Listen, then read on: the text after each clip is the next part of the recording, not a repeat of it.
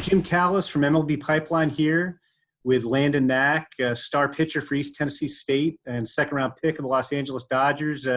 Landon, thanks for joining this. And I guess first off, how have you weathered the whole coronavirus situation? Everybody on your end safe and well to this point, I hope?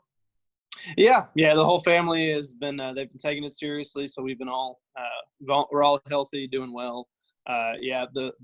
The first half of this COVID happening, it was definitely a weird time. It was kind of, especially getting stuck in the house for so long, it's kind of tough to get through, like workout-wise, everything else. But we've been getting through it well. Well, that's good. That's good. I appreciate you joining us. I thought your rise in the draft this year was one of the most fascinating stories, I think, in the entire draft this year from my perspective. And, I guess coming into this year, you're a guy who came off two pretty good seasons. In 2018, you were at Walters State on a team that I think went 60-8 and wound up going to the finals, the Junior College World Series. You were 13-0. You hit 11 home runs. You don't get drafted. You transferred to East Tennessee State. Okay, it's Division I, Southern Conference, pretty good mid-major conference, and you perform really well, and you don't get drafted. Were you getting overtures from teams at all during those years, or not hearing from them much? What did you expect in those years? Yeah, Walters, I didn't get anything, which I wasn't that surprised at that point. I was kind of I was a guy who didn't have much velo behind me yet. I was throwing like 88 for the most part at the time, and was just kind of came out of nowhere and just did very well. And last year, though, I started to get a little bit last year. I had mainly just questionnaires for the most part. But last year I had a little bit more. Last year I was like I was 90 to 93. Was starting to get a little bit of velo there. Obviously still wasn't a big velo guy, but I was a guy who knew how to pitch. And obviously going the draft last year, I really thought I had a good shot of getting picked up. But obviously the entire thing came and went, didn't hear a single thing. And I think that honestly was one of the biggest turning points for me and one of the biggest reasons that I had such a big rise this year in my stocks. Did you wind up listening to a decent amount of the 2019 draft, hoping to hear your name called, or after a while you just say, I'll find out if I got called? What was that experience like in 2019, waiting over 3 days to find out if you'd get drafted? Yeah, after the first day, I assumed that on the first day I probably wouldn't get a call, but the rest of the time I literally sat there on my phone, like watching the draft tracker the entire time. Obviously, I assumed I'd probably get a call if I was going to, but I was still just kind of watching, waiting, hoping, and expecting at some point to hear my name. But obviously didn't happen. But yeah, I was there the entire time watching. And you said that was kind of a turning point. How did you respond to that? I guess from what I've read and talked to people, you spent the summer working out, trying to get stronger, improve your conditioning, maybe, trying to find more velocity. What exactly did you do to respond to that? Yeah, as soon as it came and went, I realized that just pitchability wasn't going to get me there. I was like, okay, so clearly I'm gonna make myself as best as I can. I'm going to go for velo, and I'm going to fix a little things with my body, because I was in better shape than I had been at Walters, but I still wasn't a great body guy. So I worked the entire summer with our staff over there, gained a ton of strength over the course of that summer, cleaned up some things, really started taking sleep, nutrition, everything extremely seriously. And then when I started throwing again at the end of that summer and going into the fall, I started to basically just try to focus on just throwing with as much intent as I could, just trying to throw it as hard as I could, and just using that little bit of pissed off edge from watching the entire draft go by to try to gain any velo I could. Did not hitting anymore, did focusing solely on pitching help at all, do you think? Did playing both ways take away a little bit from – you did well at both, but does it take away from both a little bit by trying to do both? I think so, a little bit, yeah. I think it took obviously a little bit more of my energy to be able to do both. And I think when I really got to just sit there and focus just purely on pitching and pour all my energy into that, I think that definitely helped it also kind of go to that next level. When did you notice your velocity was ticking up, Landon? Were you throwing harder in the fall? The story I heard, I know from talking to area scouts, because obviously this was kind of a crazy year with only 4 weeks, and 51-1 strikeout to walk ratio, kind of caught a lot of attention. A lot of guys didn't necessarily get to see you. But I had guys tell me that in January, not that they noticed so much during the fall or as much, but in January, I think you hit 98 on a Rapsodo. And the coaches at East Tennessee State kind of got the word out to all the area scouts, and they were like, whoa, 90, where'd 98 come from all of a sudden? I mean, how hard were you throwing in the fall? Yeah, in the fall, I was hitting a lot of 93s. I think I might have hit 95 one time in the fall. But yeah, it was like 93, 94 for the most part. I'd be hitting about every single time I threw. But yeah, most of the velocity uptick really came after that winter break. How much did the 98 catch you even off guard when they told you were throwing 98 in January? It did catch me a little off guard, yeah, because I mean, I had put up the entire year. I had actually I had a piece of paper on my wall with 96 written on it and circled, and that was like the number I was shooting for the year. And then I hit that 96 my first time throwing when we got back, and I was like, all right, awesome. And I checked that off, and I put 97. And I was just like, I mean, yeah, we'll shoot for that now. I hit it literally the next time that I pitched. I hit 97, and then I was like, okay, well, let me check that off. And then I hit 98. Yeah, I think it was either the last inter squad or the first weekend I hit 98. And I still at first was kind of shocked when I saw the 98, but yeah, it was pretty sweet. And it sounds like the rest of your stuff uptick too. I mean, from talking to scouts, I mean, I had your name. Like we split up the draft at MLB.com, kind of half and half, Jonathan Mayo and I have most of the Southeast, but not Florida. And I had your name in 2019. I kind of had, sits around 90, decent changeup, fringy breaking ball. And this year talking to guys, I mean, not only was the fastball a lot harder, but you maintained velocity into the late innings is what guys were saying. And they said everything else was better too. I mean, the changeup was more effective, I think, probably because there's more velocity separation. The slider was a lot firmer and sharper. And even the curveball been kind of described to me as more of a get me over kind of different look pitch. And even that had more power to it too. I mean, did you feel like you had four weapons you could really go after guys with this year? Yeah, for sure. Yeah, the slider was something we definitely really focused on a lot as well over the whole fall and into the spring.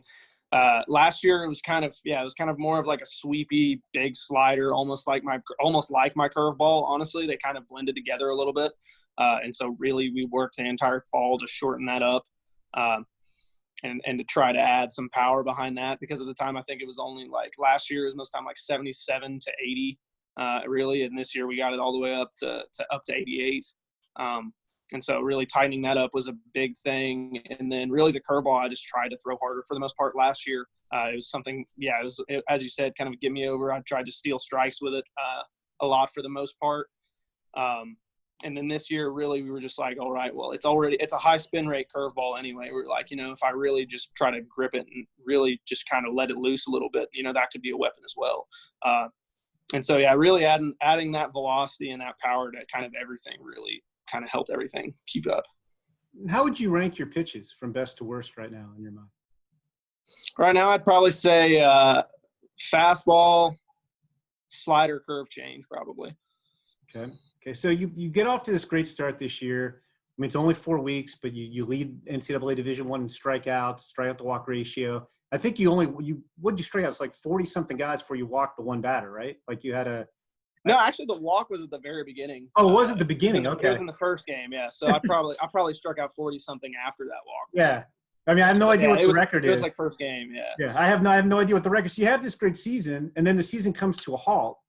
So from your perspective, what do you think? I mean, when it first got canceled in mid-March, what are you thinking? Did you have any idea how that was going to affect your draft status? Because I know at the time, you're off this great start, guys are like, man, I got to go see Landon Knack pitch. And then all of a sudden, you can't see anybody pitch. What was going through your mind at that point? Were you wondering if that was going to have a negative effect on you draft-wise at all? I mean, at the time, honestly, yeah, I didn't really think too much of it being negative. I was sitting here thankful that I did do so well in those 4 weeks. And I was like, really, I couldn't have shown much more in that time. And I was kind of more so trying to thinking of banking on that. And then hoping at some point maybe they have the possibility of workouts before the draft actually happened. And so that was really my only focus after that was, all right, well, we did what we needed to do here. Maybe just get ready for possible chances to be seen right before the draft starts. Did you ever early in your career, like, I mean, I mean, obviously you would have been frustrated, but I mean, did you ever wonder if you were ever going to get a chance to really get going? I mean, looking back at your history, I guess when you were a high school senior, you tore your labrum, your pitching shoulder, diving into a base. So Yep. then you redshirt your first year at Walter State, and you come back and you start playing again, in 2017, and you dislocate your other shoulder, I guess, on the bases too, right? So I mean, the other one was diving for a ground ball at third base. okay. So So yeah, you basically injure both shoulders and don't get to play much over a 3-year period. I mean, how hard was it dealing with that? I mean, there got to be a lot of time there, obviously, where you're not playing and just have time to think. I mean, did you ever wonder, like, geez, am I ever going to get a chance to show what I could do? yeah, for sure. I mean, obviously, after the second one, I was sitting here like, my God, again, man. Like, I'm going this long without really playing many meaningful games. I played in, I think, just like 12 or 13 games or something maybe during that season before I obviously hurt the left shoulder. So, I mean, obviously it was kind of a tough period to kind of sit there and think like, man, am I ever really going to get a chance to play? And really the biggest hurdle was just trying to get over that thought and get into like, okay, well, next year I really just got to give it everything I can and just really show what I can do next year to get a chance to play at the higher levels. So. And you did that, obviously a great year at Walter State. So when the shutdown happens, you basically have 2.5, 3 months before the draft, and nobody really knows, like you said, are we going to get a chance to like pitch for teams at some point? What do you do to keep yourself busy? I mean, I assume you had school to deal with too, as well as staying in baseball shape. I mean, how did you spend, March, April, May, June getting ready for the draft? Yeah, as far as like besides the baseball activities? Well, Or like, both, I guess, yeah. Yeah, well, baseball activities, yeah, it was kind of tougher at first because I obviously couldn't go to a gym and I didn't really have much equipment around my house besides like my mom had like a small like T-bell that had like 50 pounds I could put on there to try to do some workouts with and like a couple light bands. So like it was for the first while workout wise was kind of tough. I got lucky and grabbed a net and a bullpen mound from ETSU's dome right before that got shut down and brought it into my backyard so that when I needed to, I could throw into that net and have the mound to be able to do some bullpens back there. And so that was good. And then I got lucky after like I think it was like 3 weeks into it. I found a friend that lives very close to me that had just like a bar and like 300 pounds that he could put on there and I could go into his garage and work out. So I got lucky and found something to keep the body in shape, but it was definitely a struggle for the first little bit to find something. And then the rest of the time, I mean, yeah, it was a lot of just sitting around my house and hanging out with family for the most part, and hanging out with my girlfriend. That was about it. Did you finish your degree this spring too? Or, I mean, where were you? I mean, your fifth year senior. No. I'm close. Yeah. Unfortunately, going to junior college kind of hurt me as far as like a couple classes didn't transfer. And then really I didn't know what I wanted to do with my degree until I got to ETSU. So I was a little bit behind.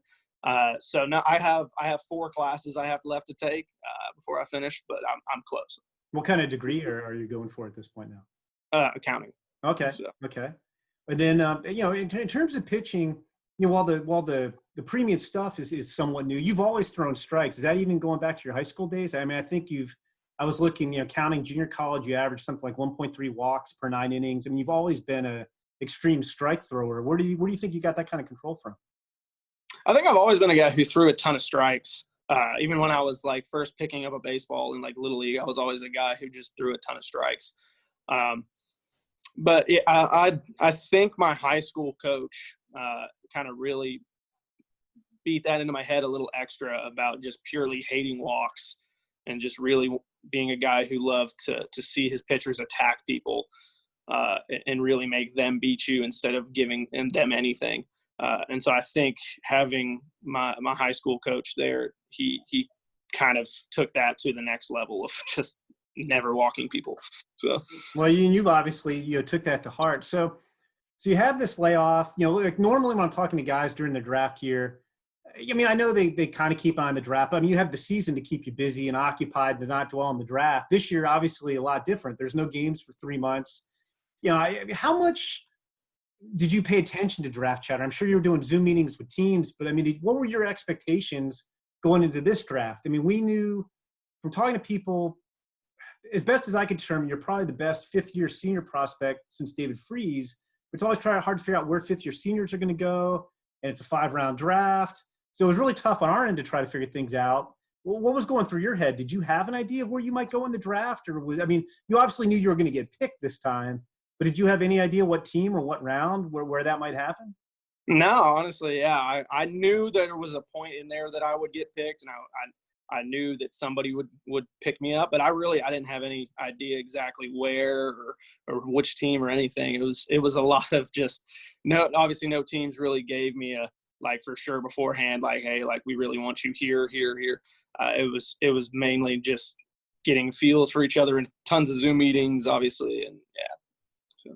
And then, I mean, I'm not trying to sound crass when I bring up the dollar amount, but if somebody told you before the fall or before even in January, Landon, you're going to get drafted and you're going to get 700, what was it? I think 7, 12, 500, which blows away the record for a fifth-year senior by hundreds of thousands of dollars. Would you believe that? If somebody told you you're going to be a second-round pick and sign for more than $700,000, even though you haven't been picked ever before? Honestly, if you had told me that 2 months before the draft, I might have crapped my pants. Yeah. I mean, it was. I knew a couple weeks beforehand, after talking to my agent, that I had a chance to get a decent amount. But it was. I didn't actually have really a dollar amount in my head exactly of what. But yeah, I mean, if you had told me it was going to be to that amount, I would have lost my mind for a second. Well, I mean, it worked out so well because I mean, from talking to teams, I knew you were going to be attractive because you were talented, but also as a fifth-year senior who's almost 23, you're going to come at somewhat of a discount. And in a 5-round draft, that's like I can get a discount without taking a discount on talent. That's perfect. But I don't think a fifth-year senior ever got close to that. And then, I mean, it's kind of the cherry on top. Not only do you go in the second round, the Dodgers have a great player development system, get this opportunity, they put you on the 60-man list. Did you have any expectation that was going to happen? No, not really. I mean, it ended up just being really like a perfect storm of everything kind of coming together, and really the best scenario possible. Yeah, as you said, obviously the Dodgers have some of the best pitching development in all of baseball. I mean, they are amazing, and getting the chance to come out here and kind of getting to see what they do every day and kind of getting eased into it and really getting to work out here. I mean, it's the perfect situation. So it's a blessing. Yeah, I mean, unlike a lot of guys who were drafted this year, the vast majority of them who really won't get to do much pro-wise till next year. I mean, you're part of the – I don't know what the official term is, if it's the alternative camp or whatever they're calling it. So where are you guys training, and what exactly are they having you do, to this point? I know it's still fairly early. Yeah, we're training at USC's facility over here, so obviously we're not too far from Dodger Stadium. And then really they're kind of they have obviously me, Clayton Beater, and Bobby Miller are all here along with Carson Taylor. But they're kind of trying to ease us into it, not try to overdo it right now. So we've just been kind of throwing some bullpens, trying to build ourselves up, and before we get into kind of like a 5-day rotation and really try to get us going a little more. So they're being very smart with what they're doing with us. So, I mean, at some point, I guess, because again, there's going to be, I guess at the start of the season, 27 or so guys in camp because they have 3 guys and I guess 26 because I heard Dustin May's getting the opening day start. I don't know if you heard that now. Yep. So I guess you guys have 26 guys in camp. So, I mean, if you're a pitcher, they're going to need you to, whatever hitters are there to keep those, be pitching to those guys. Have you faced any big league hitters in live bullpens or live BPs or anything yet? Or no, they haven't. I haven't actually got to throw live yet. I throw live this coming week is when I throw live, and then I throw live like one more time before they kind of get us on like a 5-day rotation, throwing live to hitters here and there. But no, I haven't got a chance to go over there and face any of the big league guys yet. Gotcha. And I know, it sounds like they're getting you more acclimated than anything. Have they given you any specific goals or things they want you to work on this summer or say, hey, we're going to try to do this once we get you ramped up a little bit, or have they given you any indication along those lines? Or no, for the most part, yeah, they right now they're kind of just like saying, well, what you do now got you to this point. So they're kind of, for now, they're kind of letting us do our own thing throwing wise, as far as continuing to do what we do best right now, before they start to really try to make changes or set any pure goals as far as like things that they want us to work on a lot on the mound. So no, they haven't really given us anything to that extent, but they're definitely doing a great job with it. What do you think, from your perspective, what do you think you're going to need to work on between now and getting to the big leagues? I think to continue to develop those off-speed pitches, as you said. I mean, they've taken huge steps forward this year, and obviously I feel like I have great fastball command. Obviously, I think I can put a fastball anywhere I want. I think continuing to develop those secondary pitches, and so I can place those wherever I want with that same confidence as the fastball. I think once I get that, I think I'll be good to go. As part of the 60-man, is it in the back of your mind at all that, hey, I theoretically could get called up this year if everything, fit into place? Are you even thinking about that at all, or? Oh, for sure. Oh, no doubt, man. Yeah, I would. I would love for things to work out like that. I mean, I would love to really kind of be performing extremely well over here at the alternative side over at USC, and for them maybe to give me a shot. But obviously, we'll see what happens with that. But yeah, that's definitely in my mind. Okay, so I know you're, Will Craig, former first-round pick of the Pirates, is your brother-in-law. I talked to Will in the Arizona Fall League a couple years ago. You guys ever work out together? If you're pitching against Will, who's going to have the upper hand in that matchup? I think me, but you could ask him, and he'd probably say the other way around now. But yeah, we obviously we're with the same agency, so we've worked out in Nashville together during a bunch of this quarantine. Also, after near the end of it, I got to go down to Nashville when things opened up and go work out over there with him. Obviously, we haven't faced each other since I was a sophomore in high school and he was a senior. I faced him, got him out both times, but but yeah, I mean, I would say I have the upper hand, but And now if we flip it around, you guys were both two-way players in college. If Will's pitching and you're hitting, who do you think has the upper hand? Still me. Still you? Yeah. Did you ever get to hit off him in high school? Huh? Did you ever get to hit off of him in high school? I got one at bat against him. It was when I was like first getting into high school. He did strike me out. I'll give him that. He did. But he was also older than you too. He was also older than me. I was just getting into the high school stuff. So, but.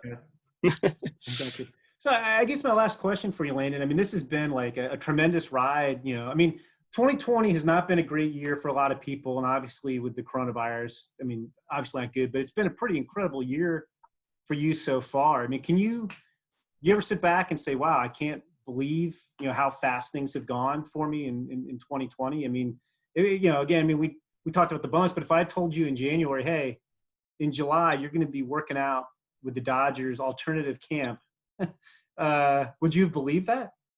I mean, it's been an insane couple of months, how quickly my life has changed and how fast things have moved. Yeah. I mean, I don't know if I would have believed you or not if you told me I'd be out here doing this right now. But I mean, it's been a lot of fun, but it's been kind of crazy to sit back and really think, man, my life has changed like in a heartbeat.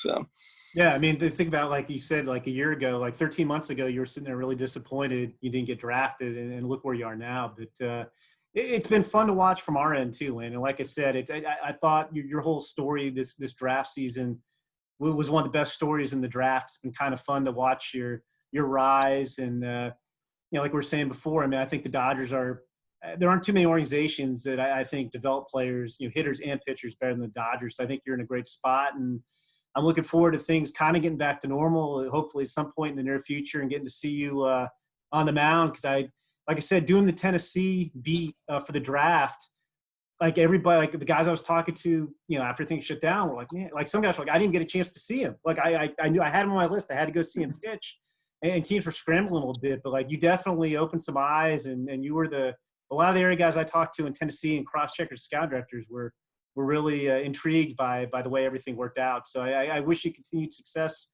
going forward. And like I said, hope to see you on the mound sometime soon in person. Yeah, I hope so too. Yeah, I appreciate that.